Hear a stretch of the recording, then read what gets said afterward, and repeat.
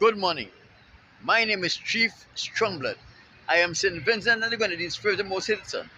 I am the diaspora to my people.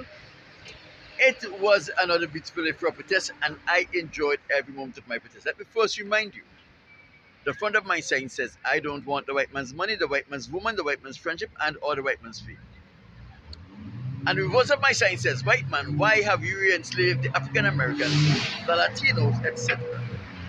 There is nothing particularly interesting that I should bring to your attention as relates to my protest. And as you know, when I have protested and when I have updated you as to what transpired while I protested, it is always my pleasure and my delight to bring to your attention something from the word of the Most High.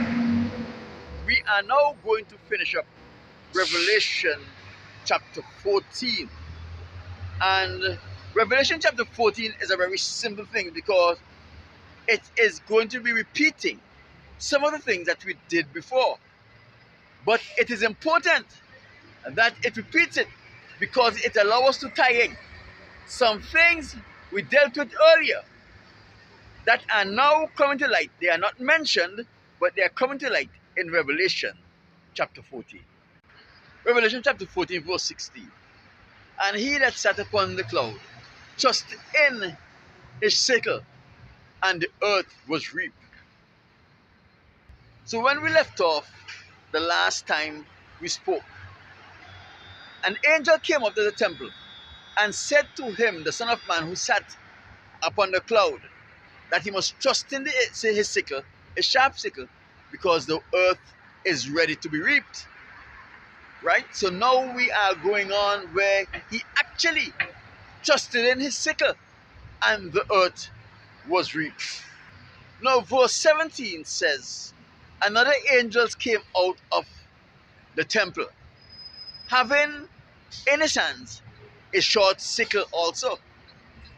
And verse 18 spoke of an angel that came out of the altar. And this angel had power over fire. And he said to him with the sharp sickle that he must trust in his sickle and gather a cluster of the vine of the earth, for it is right. And the angel complied with his instructions, and he trusted in the sickle, and he starts reaping the vines of the earth, and he cast them into the great wine press. But what I want to deal with here is the angel that came from out of the altar. You have to remember that even though the Son of Man was in charge in reaping the cluster of the vines, in reaping the wheat, as it was told in the parable of the sower, the Son of Man did not know when that time will come. The only one that knew was the Father. Neither the angels of heaven knew. But what they all knew was the signs that will lead up to the end of the world. And when the Most High Son saw that sign, he gathered his cloud, he stood upon his cloud, and he made himself ready because the end of time was close according to the signs that the Most High God revealed to him. So John say he saw an angel coming from the altar. I have a sneaking suspicion that that angel does not dwell in the altar. But I have a sneaking suspicion that after the Most High made it public that the harvest of the earth is ripe and ready to be reaped, and the command is given for the earth to reap, that angel went under the altar. If you remember very well, in Revelation chapter 7 verse 9 to 11, there were the souls of those who were murdered for the word of the Most High God and for the testimony that they held. They were crying with a loud voice unto the Most High God, O Lord, holy and true. How long do we have to wait until you judge and take vengeance upon those who murder us, those who dwell upon the earth?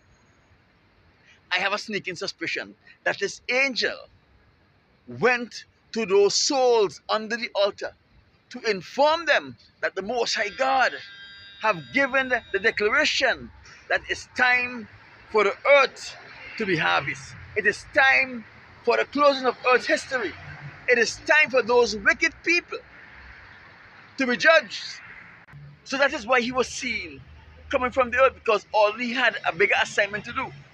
He saw it fit to go to the altar and go onto the altar and inform those souls, those men and women who were murdered for the word of the Most High God and for the testimony that they had. And after he notified them, he came from the altar and he said to the angel with the sickle, cast your sickle into the earth and reap the vine of the earth, because the vine is ripe. And that is when the angel cast his sickle into the earth and reaped the cluster. You have to remember that according to the parable of the wheat and the tares, the Most High Son said that the Son of Man is going to send reapers, and the reapers were the angels. But we see here, the Most High Son went on his clouds, and he was the first one to cast his sharp sickle into the earth and reap the earth. Why? That was symbolic. Just like the cutting of a ribbon. The Most High Son had to reap the first fruit of the earth himself as a symbol that he is coming here to prepare the harvest. And after he have symbolically reaped the first fruit, then the instruction was given to the other angels now to go and cast your sharp sickle into the earth and reap the earth.